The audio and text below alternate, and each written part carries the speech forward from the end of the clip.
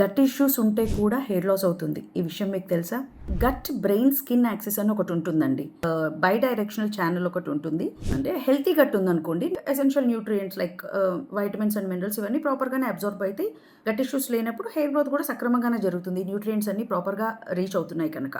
ఎప్పుడైతే gut microbiome మంచి bacteria పడిపోవడం, చెడు బ్యాక్టీరియా పెరగడం జరిగిందనుకోండి, గట్ మైక్రోబయోమ్ డిస్బయోసిస్ వల్ల ఇన్ఫ్లమేషన్ అవుతుంది. అంటే వాతపూరితమైన వాతావరణం బాడీలో ఎక్కువ అవుతుంది. ప్రొలాంగ్డ్ పీరియడ్ ఆఫ్ టైం మనకు B12 డెఫిషియన్సీ ఉన్నప్పుడు కూడా గట్ ఇష్యూస్ ఎక్కువగా తలెత్తే ప్రమాదం ఉంది. తద్వారా హెయిర్ ఫాల్ అవుతుంది.